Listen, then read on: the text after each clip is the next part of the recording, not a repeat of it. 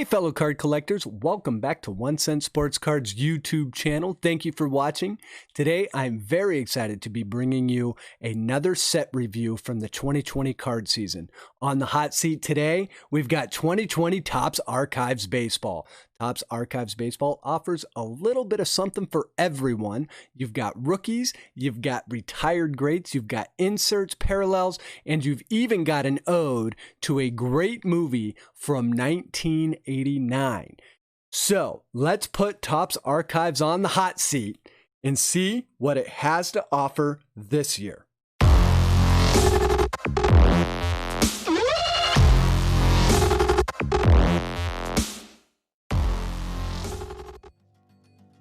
So here we are, we're a little over halfway through the baseball card collecting season, which means it is time for Topps Archives Baseball. Now, in this set guide and review, what we are looking to get to is the 1 Cent Sensational Set Ranking. It is one of the most complete and definitive rankings that you will find anywhere for any set review on the internet. How do we get to the Sensational Set Ranking? Well, we dive deep into what the set has to offer, and then we go over all of the benefits of it, which gets us to the Sensational Set Ranking, where we will rank this set on 10 different categories. Everything from card quality to historical value and 8 other different categories. And in each one of those categories, you can get a possible 10 points. Then we add up all those points, and then that tells us how good the set is or is not. And we can also review it against all of the other sensational set rankings that we have given for every set from the 2020 card season. So the things we'll cover off on today. First, going to be the set highlights. We'll give you a flyby overview of what the set has to offer. We're going to cover off on the different buying formats that you can find Topps Archives in. We will even dive a little deeper, get into the key cards that you can find in the set. Then we will cover off on the different inserts and the different autos that you can pull from packs, both hobby and retail. And then we'll get to our halfway point where we dive deep into what teams you should be targeting and break. So be sure to stay tuned for that. It's a little revamped, so if you've seen this before, I've revamped it. I think you're really going to like the new format that I put the break team targets in.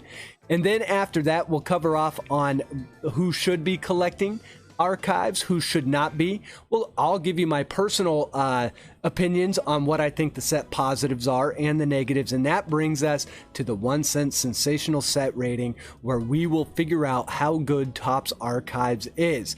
Then we will compare that to all of the other sets that we have reviewed in 2020 so far. So let's jump right in.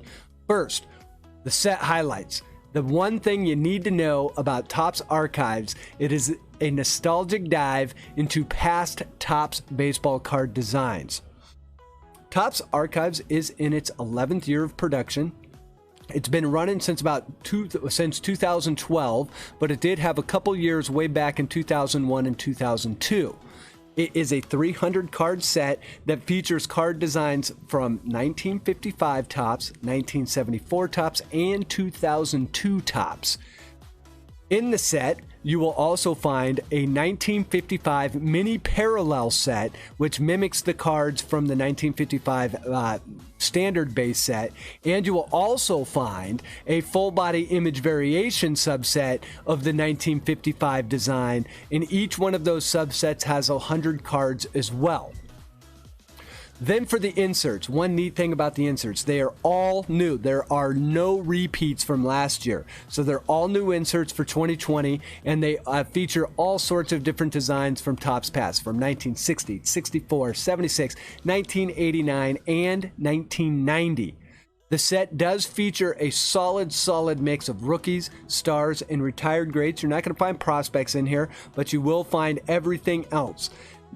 Autos are a mix of rookies, current stars, and past players, and you're going to find 2 per hobby box guaranteed.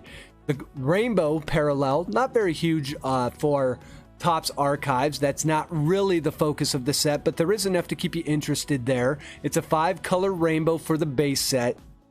And then for retail, you're going to have an exclusive 1964 Topps Giants design. So that was a design that came out in 1964. That'll be an insert that you can find only in retail. And there are image variations, a little bit of a small set, but there are 10 cards that will be image variations in the base set. So let's cover off on the parallels real quick. For the base set parallels, you get, like I said, you're going to have a 5-color rainbow. What you will find is purple, numbered to 175, silver, numbered to 99, red, which you can see over there on the right of Mr. Ted Williams, the splendid splinter. So that'll be numbered to 75. You've got blue, which is a hobby exclusive. That will be numbered to 25. And then you get your 1-of-1 gold foil. But also remember that you do get the 1955 mini parallels of that of the entire 100 card 1955 base set. So that's cards number 1 through 100 in the base set. You can find mini parallel versions, and you get the image variations as well.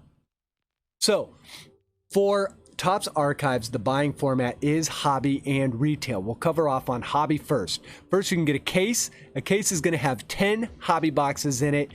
Each hobby box is going to have 24 packs, 8 cards per pack. So you get a total of 1,920 cards. Cost on that right now, about $1,150. So your cost per card goes all the way down to 60 cents. Not a bad cost per card at all. You are guaranteed 20 autos. And because you get box toppers in this, you would also be guaranteed 10 nickname mini poster box toppers. For the hobby box, you've got 24 packs, 8 cards per pack, and 192 total cards. Current price on those is running right around $120, so your cost per card inches up a little bit to 63 cents per card, but you are guaranteed to get 2 autos and a box topper as well. Over on the retail side, pretty straightforward. You got a blaster box, which is going to have 7 packs, 8 cards per pack, so 56 total cards at a cost of $20. Cost per card, 36 cents, a very, very reasonable cost per card, and you are guaranteed to get one of those 1964 Topps Giants inserts. Now, that is not the Team Giants, that is an actual design. On a lot of the checklists, you're going to be finding that that's called an Topps Oversized. For the fat pack, you get 1 pack. Each pack has 18 cards. So the cost on that's going to be around $6, and your cost per card is going to be scant 33 cents per card. And you are guaranteed to get 1 All-Star Rookie or Topps Combo insert. Now that also is going to be your lowest cost per card out of any of the buying formats. So what are the key cards for 2020 Topps Archives? Well, first of all, you've got the base cards. We'll cover off on some of the key rookies I think you'll find. First, you've got Kyle Lewis, who has been lightning hot in the hobby right now. You've got Bo Bichette. Luis Robert makes his appearance as card number 159. Yordan Alvarez is also in the set. And you have, who might be your Rookie of the Year in the National League this year, Nico Horner at card number 240. For the parallels, autos, SPs, there are no relics and inserts, stuff like that. Some of the things you should be looking for. First of all, those 1955 full body image variation set, those will be pretty cool. So if you find something with a full body, that's going to be an image variation. There's 100 cards of that. And you've got the mini parallel set as well from that 1955 set, 100 cards in that as well. Then, always a favorite of Topps Archives. It's been a staple of Archives. You've got the fan favorite premium autos. Now, those are going to be huge names, big autos that you can pull out of there. We'll cover off on those here in a little bit. And for that 1955 set, the minis also have an autographed versions. They've got autographed versions as well. Then you've got the 1964 Topps Giants inserts. You can see what that looks like over on the right of Mr. Neon Deion Sanders. You only are going to find that in retail. And then you also have the 1960 Topps Rookie All-Star Autos. So those are going to be all rookie autos. They did not have that set last year. It's a really good addition to the set, I think. I think it really bolsters the set's value. So what are the inserts? The insert sets this year, keep in mind one thing about the inserts. Every one of these insert sets are brand new for Topps Archives 2020. The first thing, which came out in the checklist today, and it was not kind of hyped at all, but there are 1955 Bowman Archives inserts. So those are going to be in the 1955 Bowman design. There's going to be 30 cards of that. It does feature mostly rookies. Then you've got the 1960 All-Star Rookies. There's going to be 18 cards in that subset. The parallels are going to be black to 250, silver foil to 50, red foil to 25, and gold foil 1 of 1s. Then you've got the 1960 combo cards, which is what you see over on the right. Same parallel breakdown as the 1960 All-Star Rookies, 7 cards in that insert subset. Then you've got the 1964 Topps Giants retail only insert. There's 30 cards in that. And you're going to find a blue parallel in 1 every 10 boxes and an auto parallel in 1 out of every 120 boxes of the blasters only. That's the only place you can find them. Covering off on more of the inserts, you've got the 1976 Topps Traded insert. There's going to be 10 cards in that. You've got the 1989 Topps Cornfield variation. So that is the 1989 design. And the reason it is cornfields is because it is an ode to the game that is being played here in a few weeks, between the Yankees and the White Sox. So there's only Yankees and White Sox in that set, but the game is being played on the Field of Dreams. So why did they choose the 1989 design for that? Well, that is the year that Field of Dreams, the movie, came out. So really kind of cool. So obviously with the cornfield tie-in, you can see what that card looks like on the right. Obviously your parallels there, you've got black to 99, which represents the White Sox. You've got a pinstripe to 25, which represents the Yankees, and of course a gold foil 1 of 1. Covering off on some more, you've got a 1990 Topps Rookie, so that's going to be the Topps Rookie 1999 card design. There's 15 cards in that set. And then you've got the Topps Nickname Mini Poster, which is 15 cards as well. So getting into the autographs. First things first, the 1955 mini autographs, there's going to be 39 cards in that set, and they are only numbered to 20 each. Then you've got the fan favorite autographs. You're probably going to see most autographs of the fan favorites. Parallels on that going to be purple, silver, blue, which is exclusive to hobby, and gold foil 1 of 1s. Now, one thing to know about the fan favorite autographs, that is normally a more regionally focused. So, for example, with the Angels, you've got Darren Erstad and Garrett Anderson autos. So you're not talking retired Hall of Famers, but really autos for fans of particular teams. So when I say regional, if you're a Mets fan, you know, you might get like a Mookie Betts card, or not a Mookie Betts, a Mookie Wilson card. Or if you're, you know, whoever it is you're a fan of, you're going to see cards that cards from players that you know, but maybe they weren't totally known nationally. Maybe they're not a Hall of Famer. If you want the Hall of Famers and the big names, what you're looking for is the fan favorite premium autographs. There are 15 cards in that set, and they are each numbered to 50 only. Then we've got the 1960 Topps Rookie All-Star autographs. There's going to be 9 cards in that, and they are hobby only. You can get parallels, which are going to be silver, blue, and gold foil. And then you've also got the 1960 Topps Combo Dual autographs. Only 6 cards in that, exclusive to hobby. Parallels blue to 25 and gold foil 1 of 1s. Then you have the 1964 Topps Giants autographs. That's going to be the retail exclusive auto. 13 cards in that set. And there's more autos in Topps archives this year. You've got the 1976 Topps Traded autographs. You can see what that looks like over on the right. Parallels of red, gold, and black. Then there are autographed versions of the 1989 Topps Cornfield. There's going to be 11 cards in that set with a little bit of a different parallel breakdown than the non-autoed set. You've got the pinstripe number to 27, the black to 3, and the gold foil 1 of 1s. Those are going to be pretty sought after, very much like the Sandlot cards were in Archives 2018. Then you've got the 1990 Topps Rookie autographs, 8 cards in that set with a parallel of blue, red, and gold. And there will be Topps original buyback autographs. So that means you get an original card from Topps past I do not know how many cards are in that set. It has not been released yet, but those will be pretty rare as they're each numbered to 10. Normally there's about 10 or 11 different buyback autographs that you can pull, and they are on the original card. So if it's like a 1960 card, you get a card from 1960 autographed from a player of that year. Who those players are, TBD, guys.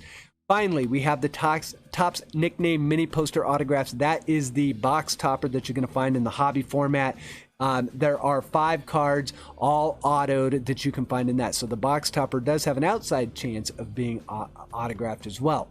So with all that, tons of different autos, tons of different inserts, lots of parallels. Who are the break teams that you should be targeting for Topps Archives this year?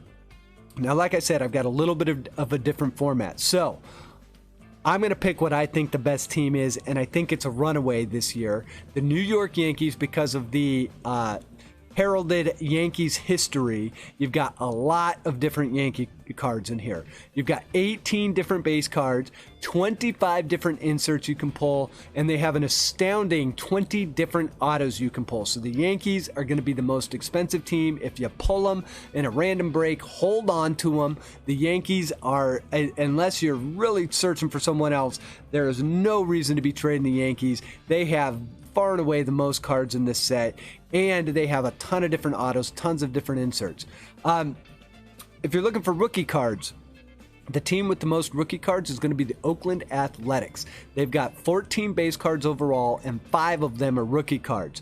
They also have a very good insert set with 24 inserts, and they're no slouch on the autos either, coming in with 8 different autos you can pull. Another team that is always going to be good, they're perennial on the break team targets list, the Los Angeles Dodgers. You've got 14 base cards, 4 rookie cards, 26 inserts, and 7 autos overall. Always good to hold on to the Dodgers in 2020.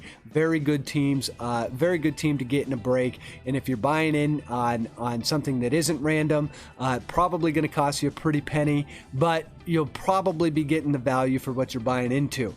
Speaking of value, I think that the most valuable team that you could pull is going to be the Chicago White Sox. Now, they've only got 10 base cards, and they've only got 3 rookie cards.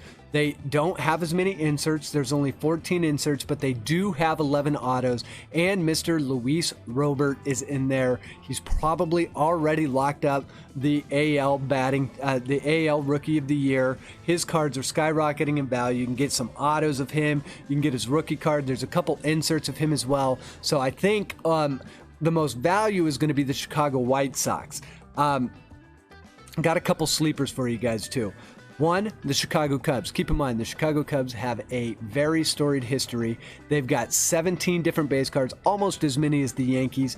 They don't have 13 rookie cards. They have 3. So they've got 3 different rookie cards, and Nico Horner is in there as well. They've got 13 inserts, a little low on the auto side, but if you're looking for just some good rookie cards, a lot of cards in the break, the Chicago Cubs are going to be a really good team, and you could probably get them fairly cheap. You could probably make a trade for them in a random team break if you've got a decent team on the other side. So be watching for the Chicago Cubs, and if you can grab them, I would definitely recommend to do that. My other sleeper is going to be the Atlanta Braves.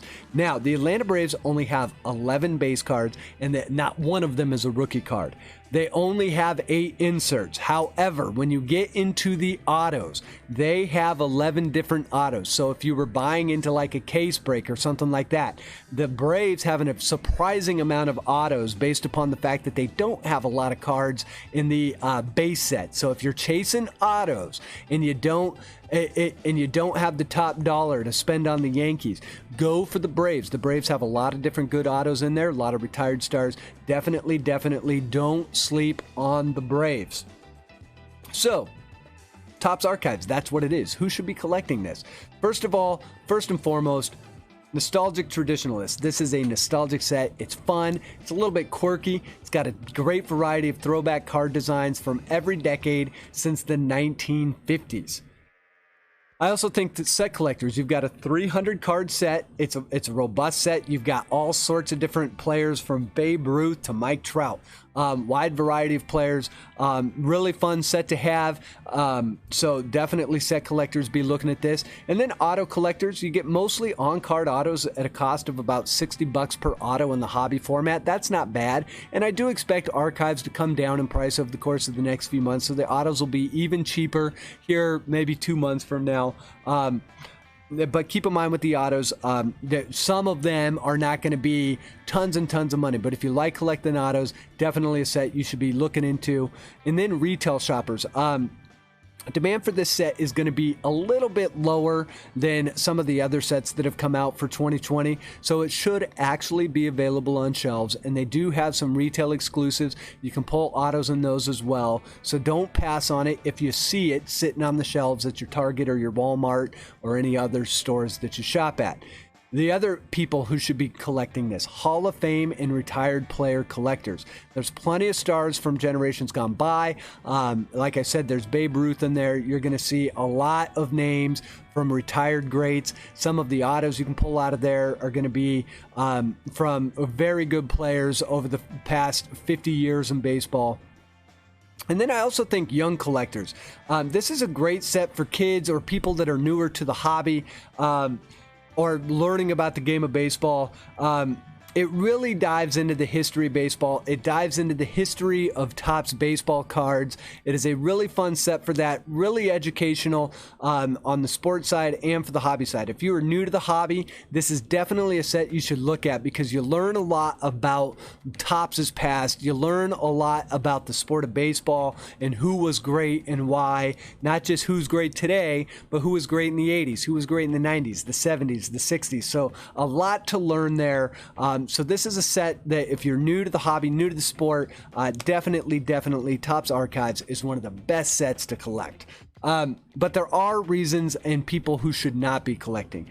First of all, if you're a prospect collector, there are no prospects in archives, so stay away from this set. Also think card flippers.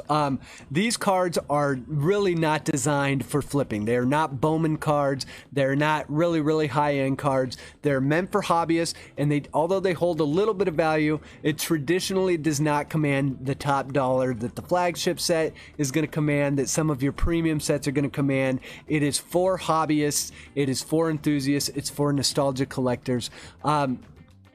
And then also if you like shiny things, so if you like chromium designs, all sorts of that, this is not the set for you. This is a traditional cardboard set. It's got your traditional cardboard. If you loved opening wax packs, it's for you. But if you never liked wax packs in the first place, it is not for you. So if you're one of those chrome fans, this is not a set for you. Also, because it's available in hobby and retail, low production collectors, this is not for you. It's produced not quite as much as the flagship, but it's going to be readily available. With the popularity of the hobby right now, I expect the production numbers to rise this year, not fall. So if you like low production numbers, stay away. And then finally, your high-end hit chasers. The monsters are not really the focus on this set. The fan favorite autos, like I said earlier, they're not, it's not like you're going to pull a Ted Williams cut auto or anything like that. A lot of the autos are going to be a little bit more regional favorites. You can pull some big cards out of here, but the odds are going to be pretty long to pull a monster out of Topps Archives, but there's definitely value. So just because you can't pull a monster, if that's what you're looking for, better sets to buy into. So what are the positives? First of all, first and foremost, don't sleep on the fact that they have totally revamped all of the inserts for 2020. They refocused on rookies, which I think really helps. And I like that they did the Topps traded of big stars that were traded, in the past, and they kind of have that magazine feel to them. The insert set really heightened from 2019 to 2020. So definitely good, positive things there. I also think that if you like nostalgic sets, that this is a way more fun set to open up than Heritage is. Now, Heritage does hold a little bit more value, but this has way more variety. There's a lot more inserts. It's a little bit more quirky. I think it's more fun to open. So when you compare Heritage to Archives, they're kind of similar in their nostalgic feel and their cardboard feel, but I think Topps Archive is a much more fun set to open. And then I do like that it's got that clever Field of Dreams insert set. Like I had mentioned before, it kind of reminds me of the Sandalot set that they had in 2018 archives. I think this set's going to be, that insert set's going to be pretty popular, especially the autos, and especially around the time that game gets played here in a little bit. I also like that they have a revised focused on rookie cards. I think that's going to help the value of the cards long term. Traditionally, it has not focused on rookies, but they did put a little bit of a more heavy focus with those rookie combos and whatnot with the 1960 design. So definitely the revised focus on rookies is a positive. I also think that because they're offering exclusive for hobby collectors and for retail collectors, that's always a plus. Then keep in mind that this is Topps' most nostalgic set of the year, and it really should appeal to hobby newcomers. Here's what I mean by that. If you are just now getting back into the hobby, you're going to see designs that you remember from back when you were a kid or when your father collected, something like that. Even if you're a little bit older, I mean, you're going all the way back to 1955 Bowman. So you've got a lot of different sets that were going to remind you of what got you into the hobby as a kid, or what is going to remind you of what your dad used to collect. And if you're new into the hobby, this should really attract a lot of newcomers there. Then finally, like I said before, it's a great set for young collectors and budget-minded collectors. It's not expensive, really easy. Cost per card on this stuff's really low. If you're a young collector, you can learn a lot about the game by following Topps archives. So if you're young, or if you're new to the hobby, new to the sport, this is a set that you should definitely look into. So what are the negatives? First of all, this just screams to be a set that has some sort of relic. I mean, it's an ode to the past. Relics are an ode to the past, but there are no relics in this set. For whatever reason, I think that's a big miss, so I'm going to call that a negative. Artistically, that 2002 Topps design, my favorite year in baseball because the Angels won. However, the 2002 Topps design, which you see at the right, in my opinion, I get it's all subjective, but in my opinion, artistically, it is one of my least favorite Topps sets of all time. So you're going to get 100 of these cards that look like they do on the left in the set. That's just a personal opinion of mine, but you let me know in the comments below what you think. Another one of the negatives, the card value tends to be a little bit lower than many similarly priced sets. So for example, a hobby box is going to go for 20 bucks of this. A hobby box of Topps flagship goes for 20 bucks. And those cards do hold a little bit more value. Heritage also tends to hold a little bit more value in regards to some of the parallels that you can pull in Heritage. So the card's not worth quite as much, but I think it makes up for it in its fun factor. Another one of the negatives, the auto checklist of the retired stars. That's that fan favorite set. It's real light on Hall of Famers. It's really heavy on regional favorites.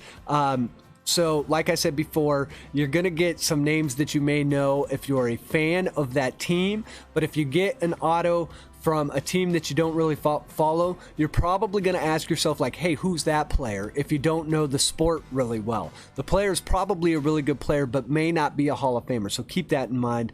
And then finally, the set is a little hodgepodge of everything. I mean, I think there's a lot of different years that they're covering off on there, so it lacks a little bit of a theme and focus. I mean, the focus is nostalgia, but we skip from traded, we go over to the rookies, then all of a sudden we've got Field of Dreams, so there's no real direction and cohesiveness to the set. It kind of feels a little hodgepodge to me, but that is very typical for archives, so maybe a little bit of a negative there. So with all of that being said, how does Topps Archives rate overall in its 1 cent sensational set rating? Like I said, we cover off on 10 different categories: appeal, base checklist, inserts, parallels, variations, autos, pack odds and production, card quality, historical value, artistic value, and cost value. So with appeal, I do think that the appeal of this set is not quite as big as some of the other sets, but being that it's kind of a bigger set out of the Topps 2020 lineup, it definitely has some appeal there. I'm going to go ahead and give it a 7. The base checklist, you've got a lot of great names from past and present. Like I said, set collectors should totally collect this set. The base checklist, a really good set. I go ahead and give it an 8.5. The inserts, they did a great job on the inserts this year. They're all new. Some of them are going to be, I think, really sought after. So I gave the inserts an 8. Our parallels and variations, being that we have, we've got image variations, we've got the mini parallels, we've got a rainbow parallel, real solid. Would have liked to have seen maybe a few more image variations, but I'll go ahead and give it a 7. Our auto checklist, I'm going to go ahead and give it a 6. I would have gone a little bit lower because the fan favorites generally, sometimes they disappoint people, but keep in mind they also do have the premium. They also have the refocus on the rookie autos this year. So I do think that there are going to be better autos this year than there were last year. So I'm going to go ahead and give it a 6 overall. Pack odds and production, not as high as flagship or anything, but still going to be pretty high. Going to go ahead and give that a 4. Card quality, middle of the road, cardboard stock. I love cardboard stock. It reminds me of the cards I collected when I was a kid. But overall, you can find better quality cards in some other sets. So I'm going to go ahead and give it a 5. Historical value of this. Some cards, especially some of the longer pulls, are going to hold value long term. Some of the rookies are going to hold value long term. However, historical value, like I said, doesn't hold as much value as some of the other sets. I go ahead and give it a 4. Artistic value. Because this is all of Topps' past designs, not all of them, but a lot of different designs, I do think that there is some artistic merit and kind of a fun factor that comes into the artistic merit for Archive. So I will go ahead and give it a 6.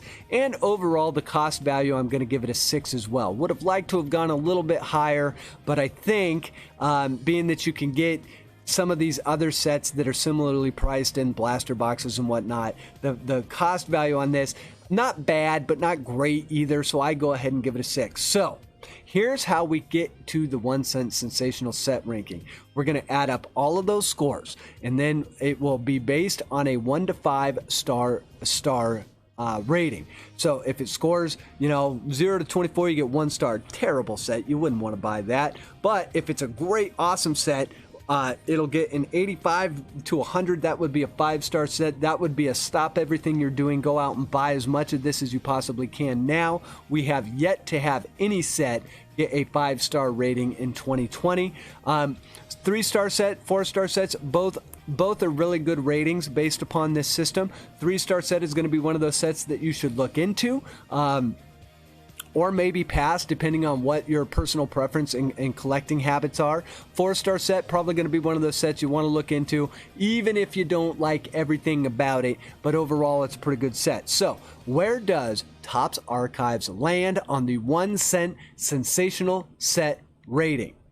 Its final rating is a 61.5 score. So, it is a highly rated 3-star set.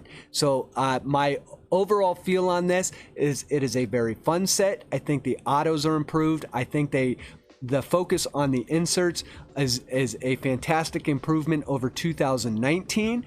I really love the base set checklist. I really love the inserts. And for all of you that say, should I be collecting this or not? If you are someone that is advanced in the hobby and been collecting for years and years, you know what Archives has to offer. But if you are new to the hobby, or if you are a younger collector, Archives is a cornerstone set of the 2020 season. There's a lot to learn about the past of Topps baseball cards. There's a lot to learn about the game itself and the players that have made those baseball cards so great.